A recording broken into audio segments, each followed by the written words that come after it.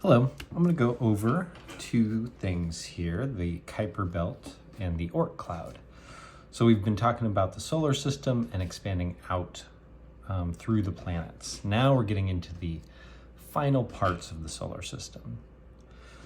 So you see this image here, and what it shows is the solar system and all the planets with the Kuiper belt around it. And that just takes up this small little space. So all the planets in the Kuiper belt are all fit right there. And then the Oort cloud surrounds that. So the Kuiper belt and the Oort cloud are two solar objects that extend past the orbits of the 8 planets. So this again is beyond Neptune. Down here, we take a better look at the Kuiper belt, and we see that it starts just after Neptune. We see Pluto, which is can be considered part of the Kuiper belt, and it's kind of got a weird, you notice that it has a weird orbit compared to the other planets. It's out of the elliptical. So the Kuiper belt is a donut-shaped collection of icy asteroids and comets. The belt starts just after the orbit of Neptune. All right, let's continue. What I have here are a picture of several objects that can be found in the Kuiper belt. Here's Pluto with its moon, Charon, and there's a couple other small moons of Pluto. And actually many of these have their own moons. This one has 2 moons here, kind of an egg-shaped, and this one also has a moon. But this is just an example, and there's more examples of this in the Kuiper belt. Several large objects have been found in the Kuiper belt. This includes many dwarf planets similar in size to Pluto.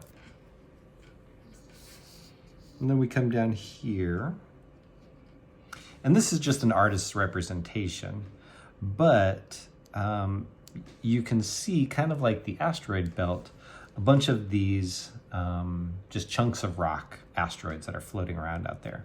Scientists believe that the Kuiper belt is a failed planet, similar to the asteroid belt. Neptune's gravity likely kept the planet from forming. So Neptune twisting and pulling and causing collisions within the Kuiper belt probably kept it from forming into another full-size planet. All right. Now the Oort cloud. The Oort cloud, like we said, is huge. If you look at the Kuiper belt and all of the planets, they're just right in this small central region. And the Oort cloud forms around all of that. So the Oort cloud surrounds the solar system in a great sphere of comets. And we mainly say that the Oort cloud is made up of comets. So comets, are going to have more ice, and frozen materials when compared to asteroids. It is estimated that the Oort cloud contains trillions of comets. So this is truly a huge structure that goes well past the limits of what we would normally consider and think of as our solar system. The Oort cloud is truly gigantic. It is many times the size of the rest of the solar system.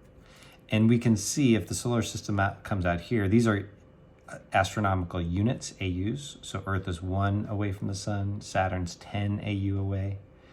The Kuiper belt, might be somewhere around, 50 to 100 AU away. It's closer than this, it's in this area.